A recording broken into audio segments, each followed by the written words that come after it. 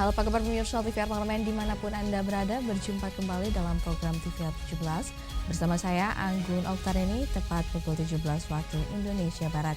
Kami hadirkan kepada Anda sejumlah informasi paling baru dan juga menarik seputar kinerja dan kegiatan DPR RI yang telah disajikan oleh redaksi TVR Parlemen.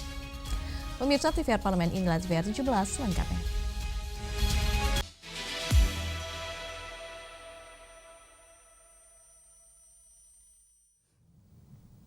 Pemirsa, Sekretariat Jenderal DPR RI mematangkan koordinasi peliputan 3 agenda kenegaraan pada 14 Agustus 2026 dengan melibatkan Sekjen DPD RI dan seluruh pihak terkait guna memastikan kesiapan teknis dan juga kelancaran peliputan media. 3 agenda kenegaraan akan berlangsung pada 14 Agustus 2026 untuk memastikan peliputan berjalan tertib dan lancar. Sekretariat Jenderal DPR RI mematangkan koordinasi bersama seluruh pihak terkait. Sekretariat Jenderal DPR RI menggelar rapat koordinasi liputan media sebagai persiapan sidang tahunan MPR RI, sidang bersama DPR RI dan DPD RI, serta rapat paripurna DPR RI dalam rangka penyampaian RAPBN tahun anggaran 2027. Koordinasi dilakukan untuk menyamakan persepsi, sekaligus memastikan kesiapan teknis dan operasional dalam mendukung peliputan 3 agenda konstitusional tersebut. Berbagai kebutuhan peliputan dibahas, mulai dari mekanisme dan akses media, penyediaan TV pool, serta sinyal siaran, pengaturan area peliputan, hingga dukungan operasional bagi jurnalis. Kepala Biro Pemberitaan Parlemen Sekjen DPR RI, Muhammad Najib Ibrahim menjelaskan, koordinasi lintas lembaga diperlukan karena 3 agenda kenegaraan akan digelar pada hari yang sama. Sementara itu, Kepala Biro Protokol, Hubungan Masyarakat, dan Media Sekjen DPD RI, Mahyu Dharma menyebut pihaknya terus mematangkan dukungan peliputan melalui koordinasi dengan Sekjen DPR RI. Persiapan meliputi registrasi wartawan, distribusi kartu identitas peliputan, penempatan fotografer, pengaturan titik doorstop, hingga dukungan live streaming. Pembagian akses dan titik peliputan juga terus difinalisasi sebelum penempatan personel ditetapkan menjelang pelaksanaan sidang. Dengan sinergi antar lembaga dan media, peliputan rangkaian agenda kenegaraan diharapkan berlangsung aman, tertib, dan lancar. Tegar Aziz, TVR Parlemen melaporkan. Pemirsa, BAKN DPR RI mendorong reformasi pengelolaan APBN, sinkronisasi program pemerintah pusat dan daerah, serta transformasi data sosial guna meningkatkan efektivitas anggaran dan juga mempercepat pencapaian target pembangunan nasional. Badan Akuntabilitas Keuangan Negara DPR RI atau BAKN menilai reformasi pengelolaan APBN, sinkronisasi program pusat daerah, serta transformasi data sosial menjadi langkah penting dalam mendukung pembangunan nasional. Wakil Ketua BAKN DPR RI Herman Hairon mendorong sinkronisasi perencanaan dan pelaksanaan program pemerintah untuk meningkatkan efektivitas penggunaan anggaran sekaligus mempercepat pencapaian target pembangunan di berbagai daerah. Nah, ini yang kami lakukan dan alhamdulillah BAKN dari semua kajian-kajian yang kami lakukan, dari semua telaahan-telaahan yang kami lakukan, telah menghasilkan yang terbaik. Harga pupuk bisa kita tekan 20%, bisa lebih turun 20%. Kemudian siklus APBN sekarang kami rekomendasikan untuk agak dimajukan, supaya silva bisa dimanfaatkan pada awal tahun. Kemudian juga sinkronisasi program bisa dilakukan antara program pusat dan program daerah, supaya juga lebih efektif bisa mewujudkan target-target pembangunan di daerah. Kemudian kami masuk sekarang kepada transformasi data, di mana transisi data dari DTKS kepada data SEN, juga ini sangat berkaitan dengan efektivitas penyaluran subsidi-subsidi yang diberikan oleh pemerintah. Insya Allah saya kira semua ini akan menghasilkan rekomendasi yang terbaik untuk bangsa, negara, dan rakyat Indonesia. BAKN DPR RI berharap langkah ini mampu memperkuat tata kelola keuangan negara, meningkatkan efektivitas program pembangunan, serta memberikan manfaat yang lebih besar bagi bangsa, negara, dan seluruh rakyat Indonesia. Fajar Ilhami dan Angga, TVR Parlemen melaporkan. Komisi 3 DPR RI menekankan pengelolaan aset sitaan dan juga rampasan harus diatur secara komprehensif agar nilai ekonomi aset produktif tetap terjaga dan tidak menjadi aset yang mangkrak. Persoalan pengelolaan aset pasca disita atau dirampas masih menjadi perdebatan dalam pembahasan substansi rancangan Undang-Undang Perampasan Aset. Oleh karena itu, Komisi 3 DPR RI menekankan kehati-hatian dan ketelitian agar nilai aset yang dirampas tidak menurun. Anggota Komisi 3 DPR RI, Hinca Panjaitan, menjelaskan, aset-aset produktif seperti kebun dan peternakan yang masih menghasilkan maupun korporasi yang masih aktif beroperasi akan kehilangan nilai ekonominya jika pengelolaan terhenti karena tersangkut kasus hukum. Undang-Undang Perampasan Aset juga harus mengatur tata kelola aset sitaan secara komprehensif agar aset yang disita tidak menjadi aset mangkrak. Nah, aset ini kalau kita bagi dua, ada aset yang berbentuk berwujud kayak benda-benda gitu, mobil gitu ya. Tapi ada juga tumbuh-tumbuhan, misalnya seperti kebun sawit, pertambangan, bahkan ada lagi saham yang nilainya bisa naik turun, Bitcoin yang juga berubah-ubah, macam-macam aset ini. Dan kalau itu bagian dari kejahatan, bagaimana ngelolanya? Nah, jangan lupa yang kedua tadi menjadi penting karena ketika itu diambil, disita, itu dirampas kalau bahasa yang sekarang, sebelum tereksekusi, barang ini jadi status quo kan. Yang punya asal tak bisa lagi punya akses. Hinca juga mendorong adanya studi kasus mendalam pada negara-negara yang mengalami kegagalan pengelolaan aset rampasan kasus kejahatan seperti Inggris dan Kolombia. Hal ini krusial agar pengelolaan aset sitaan hasil kejahatan di Indonesia berjalan efektif dan tepat sasaran sesuai dengan urgensi Undang-Undang Perampasan Aset. Kendan Rizky, TVR Parlemen melaporkan. Masa reses menjadi momentum penting bagi DPR RI untuk hadir lebih dekat di tengah masyarakat dan juga mendengar langsung berbagai aspirasi yang berkembang di daerah. Nah, melalui kunjungan kerja dan pertemuan dengan konstituen, DPR RI memastikan suara masyarakat menjadi bagian penting dalam menjalankan fungsi legislasi, anggaran, dan juga pengawasan. Dan pemirsa, informasi selengkapnya jangan kemana-mana, tetap bersama kami di TVR 17.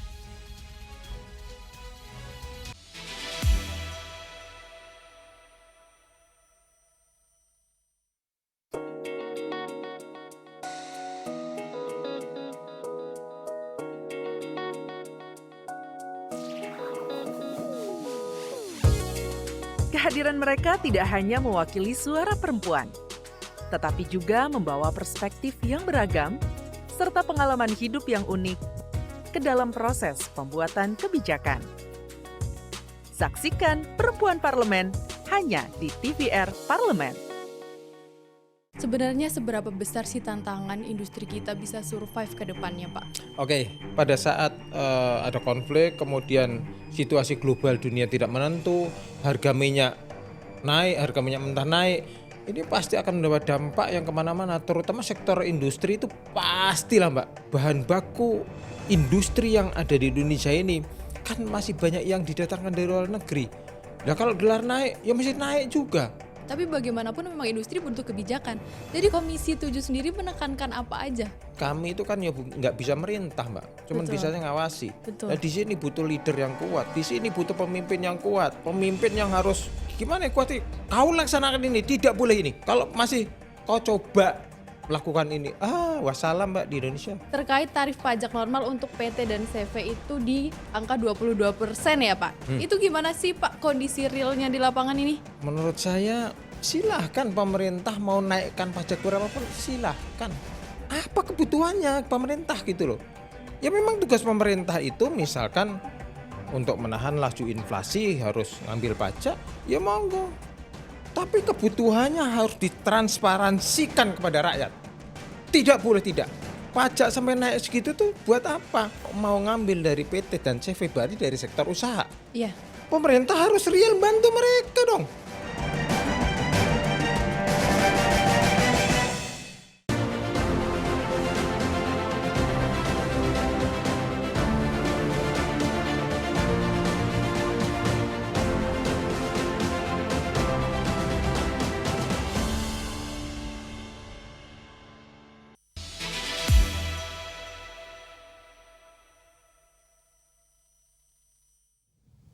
Kembali bersama kami di TVR 17, reses bukan sekedar kunjungan ke daerah tetapi menjadi ruang untuk menyerap kebutuhan dan juga persoalan nyata yang dihadapi masyarakat. Setiap aspirasi yang diterima menjadi bahan bagi DPR RI dalam memperjuangkan kebijakan yang lebih tepat sasaran dan juga berpihak pada kepentingan rakyat. Tentunya dengan terus membuka ruang dialog, DPR RI berkomitmen menjaga hubungan yang kuat antara wakil rakyat dan juga masyarakat yang diwakilinya. Mari kita simak liputan mendalam yang telah dikemas oleh tim redaksi TVR Parlemen dalam segmen Lensa Parlemen berikut ini.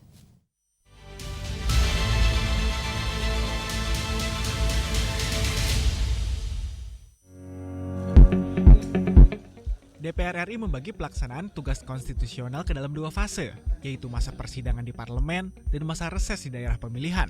Ketua Badan Aspirasi Masyarakat Ahmad Heriawan mengatakan, masa reses menjadi instrumen penting bagi anggota DPR untuk menyerap aspirasi masyarakat serta memastikan kebijakan pemerintah berjalan sesuai dengan kebutuhan dan kondisi di lapangan. Reses menjadi sarana bagi anggota DPR untuk mengetahui persoalan yang tidak terlihat di laporan pemerintah, serta anggota DPR dapat melakukan verifikasi dan validasi agar program pemerintah berjalan sesuai tujuan dan tepat sasaran. Reses itu menjadi tempat untuk langsung mencari, menjemput aspirasi di masyarakat. Sangat banyak keluhan masyarakat ya, di bidang kesehatan, pendidikan, ketenagakerjaan, pangan, sembako, dan lain-lain, termasuk pertanian, infrastruktur. Itu banyak yang dikeluhkan masyarakat, jadi aspirasi bagi anggota Dewan untuk dicatat, diperjuangkan di komisi masing-masing sesuai dengan pembidangannya. Masa reses menjadi momentum bagi anggota DPR mempertanggungjawabkan kinerja kepada konstituen. Berbagai temuan selama masa reses akan menjadi dasar penyusunan kebijakan dan bahan evaluasi bagi DPR untuk menentukan skala prioritas penanganan atas berbagai persoalan di tengah masyarakat. Kehadiran wakil rakyat di tengah masyarakat juga berfungsi memperkuat legitimasi lembaga parlemen. Masyarakat dapat menyalurkan aspirasi secara langsung dan memahami arah kebijakan pemerintah dan DPR RI yang sedang berjalan. Dengan cara ini, reses menjadi wadah komunikasi politik yang sehat antara rakyat dan wakilnya, sekaligus memperkuat prinsip keterbukaan dan akuntabilitas publik.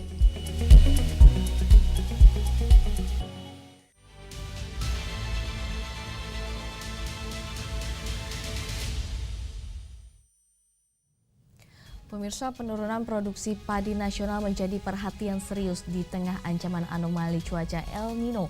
Kini DPR RI menilai langkah antisipasi perlu dilakukan sejak dini melalui berbagai inovasi di sektor pertanian agar ketahanan pangan nasional tetap terjaga.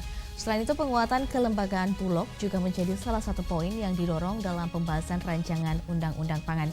Dan pemirsa, informasinya akan kami hadirkan sesaat lagi. Tetaplah bersama kami di TVR 17.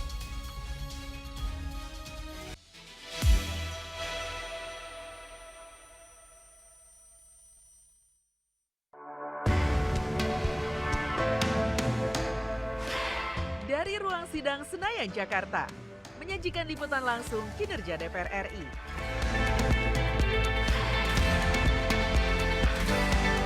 Dialog mendalam, investigasi, dan profil wakil rakyat. TVR Parlemen kini hadir 24 jam.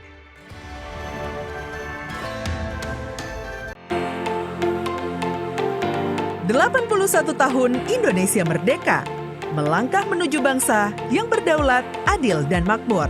Gedung Nusantara kembali menjadi saksi langkah besar bangsa. Saksikan sidang tahunan MPR RI dan sidang bersama DPR RI dan DPD RI tahun 2026, serta rapat paripurna DPR RI ke-1 dan penyampaian RAPBN tahun anggaran 2027. Disiarkan secara langsung hanya di TVR Parlemen.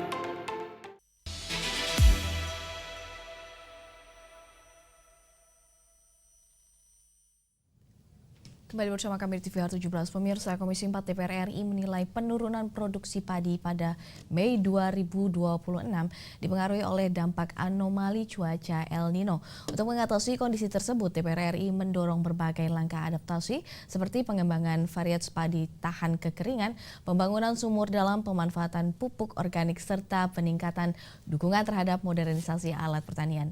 Dan kini di sisi lain, Komisi 4 juga mendorong penguatan fungsi Bulog melalui rancangan Undang-Undang Pangan agar mampu menjadi buffer stok dan juga penjaga stabilitas harga pangan secara lebih efektif. Untuk mengetahui informasi selengkapnya, berikut laporan rekan kami Rahel Silalahi dari Senayan, Jakarta. Baik, terima kasih pemirsa. Produksi padi Indonesia pada Mei 2026 ini jika dibandingkan dengan tahun lalu mengalami penurunan sebesar 3,43%. Lantas apa alasan di balik penurunan ini dan bagaimana DPR RI menanggapi isu tersebut dengan pastinya karena ini berhubungan juga dengan ketahanan pangan kita. Oleh karena itu saya di sini bersama dengan Bapak Firman Subagio selaku anggota dari Komisi 4 fraksi Golkar Dapil Jawa Tengah 3. Halo Bapak, selamat siang, apa kabar? Selamat siang. Bapak terkait Alhamdulillah ya Pak ya. Bapak terkait penurunan ini Bapak, kira-kira tanggapan dari Komisi 4 sendiri bagaimana Pak? Pertama, penurunan ini memang sudah kami prediksi karena dampak daripada anomali cuaca El Nino.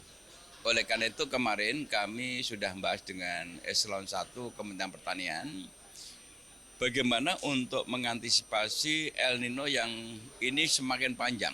Diperkirakan itu lebih panjang daripada tahun berikutnya. Sedangkan kedua, kami sudah memberikan ukuran-ukuran juga pada waktu tahun 2003-2004. Itu juga dampak daripada El Nino itu mengalami penurunan 1, sekian juta ton. Artinya bahwa El Nino ini adalah sebuah ancaman yang serius untuk menghadapi ketahanan pangan. Namun tentunya, karena ini adalah anomali cuaca, tidak kita bisa lawan. Tapi kita harus bersahabat dengan El Nino.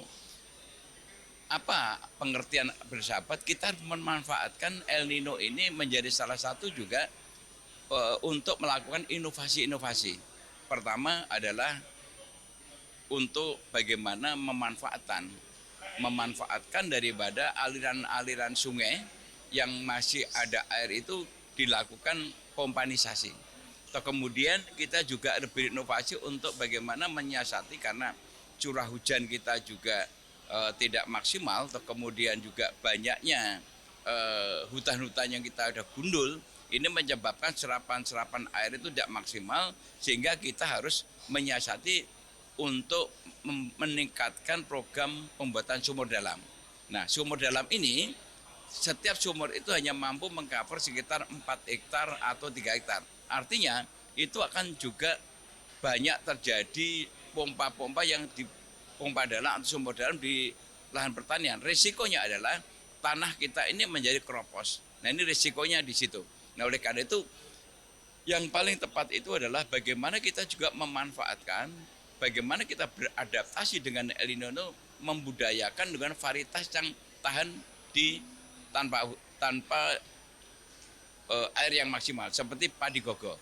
Nah, padi gogo ini juga sudah kami lakukan di daerah kami di Dapil Jawa Tengah 3 Kabupaten Pati, sudah dikembangkan padi gogo yang langsung dilakukan oleh Prof. Suryo dari Dekan IPB, itu cukup berhasil.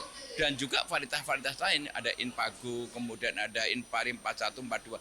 Ini adalah semua yang tahan cuaca dengan El Nino ini.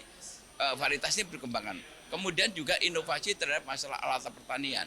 Ini penting sekali karena untuk mereka bisa mengolah lahan dengan murah dan sebagainya. Kemudian benih-benih yang akan diberikan kepada masyarakat itu kalau bisa juga benih-benih yang tahan tahan panas tadi. Tadi artinya tahan menghadapi cuaca El Nino ini. Ini yang penting sekali. Nah, ini yang kami lakukan. Pupuk juga penting.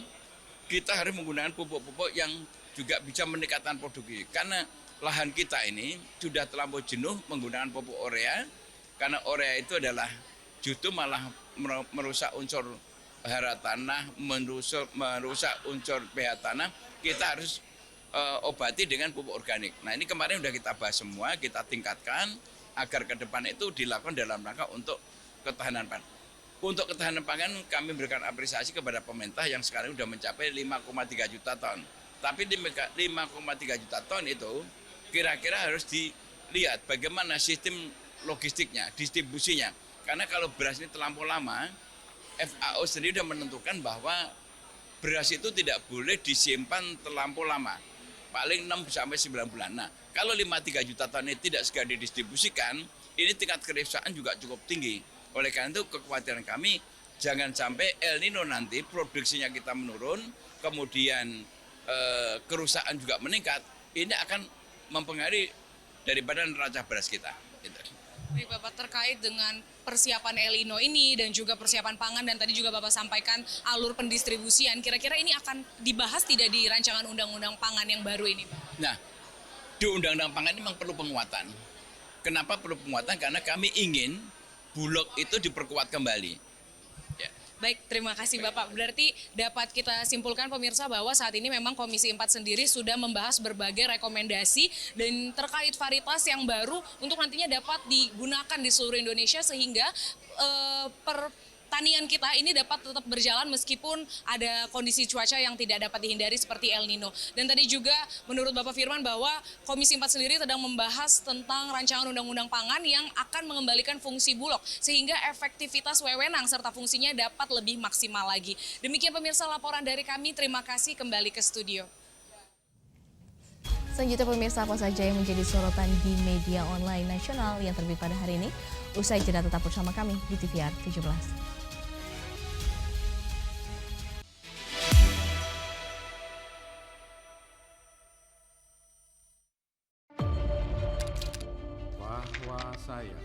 Bahwa saya demi Allah saya bersumpah dan seadil-adilnya periode keanggotaan DPR RI hingga saat ini, yaitu terdapat 126 undang-undang yang telah selesai dibahas DPR RI. Terima kasih rekan Elisa dan juga Dadina. Pemirsa,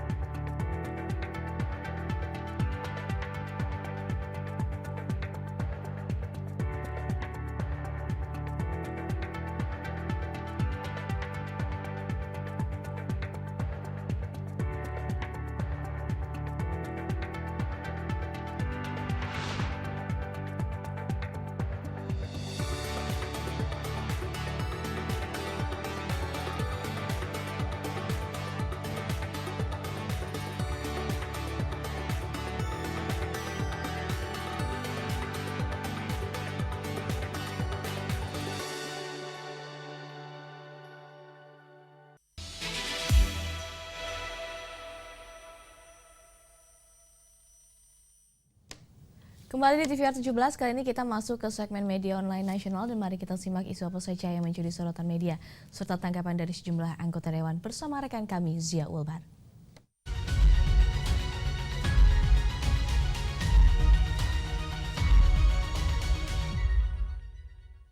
Baik, terima kasih Anggun dan pemirsa, mari kita simak berita apa saja yang menjadi headline di media online pada hari ini. Di berita pertama yang menjadi headline di media online yaitu pemerintah tak perlu tunggu 2028 untuk pisahkan anggaran MBG dari klaster pendidikan. Dapat Anda saksikan di layar Anda saat ini pemirsa.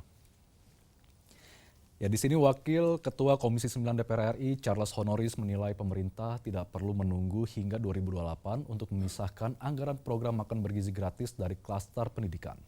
Pemisahan anggaran perlu dilakukan lebih cepat agar alokasi pendidikan dapat tetap fokus pada pemenuhan kebutuhan utama di sektor pendidikan, mulai dari peningkatan kualitas pembelajaran, kesejahteraan tenaga pendidik, hingga pembangunan sarana dan prasarana sekolah. Penataan anggaran MBG secara lebih mandiri akan memperkuat transparansi, akuntabilitas, sekaligus memastikan setiap program pemerintah memiliki ruang fiskal yang proporsional sesuai tujuan masing-masing.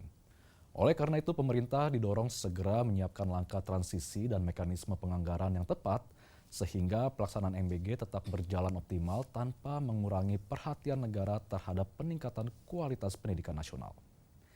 Kita beralih ke berita selanjutnya yang menjadi headline di media online, yaitu foto jurnalistik parlemen jadi warisan sejarah demokrasi. Dapat kembali Anda saksikan di layar Anda saat ini pemirsa. Ya, di sini anggota DPR RI Rieke Diah Pitaloka menilai foto jurnalistik parlemen memiliki nilai penting dalam merekam perjalanan demokrasi Indonesia. Setiap jepretan tidak sekedar mengabadikan aktivitas di lingkungan parlemen, tetapi juga merekam berbagai peristiwa, dinamika, serta momen penting dalam proses pengambilan kebijakan yang menjadi bagian dari perjalanan demokrasi bangsa. DPR RI memandang dokumentasi foto jurnalistik perlu terus dijaga dan dikelola sebagai bagian dari arsip sejarah kelembagaan. Melalui karya-karya jurnalistik yang otentik, generasi mendatang dapat melihat kembali bagaimana demokrasi Indonesia tumbuh dan berkembang dari waktu ke waktu. Oleh karena itu, DPR RI mendorong agar kekayaan dokumentasi visual parlemen dirawat dan dimanfaatkan sebagai warisan sejarah yang memperkuat ingatan publik tentang perjalanan demokrasi di Indonesia. Dan pemirsa, itu tadi headline di media online pada hari ini, yaitu terkait pemerintah tak perlu tunggu 2028 untuk pisahkan anggaran MBG dari klaster pendidikan. Serta foto jurnalistik parlemen jadi warisan sejarah demokrasi. Sekian dari saya, Zia Ulbar, kembali ke rekan Anggun.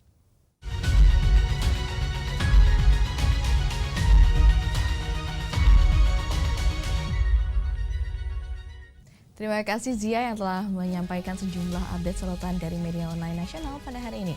Dan pemirsa, segmen media online tadi sekaligus menutup program TVR 17 edisi sore hari ini. Saya, Anggun Oktar ini, beserta seluruh kru TVR Parlemen yang bertugas mengucapkan terima kasih dan pamit undur diri dari hadapan Anda. TVR Parlemen, referensi Indonesia.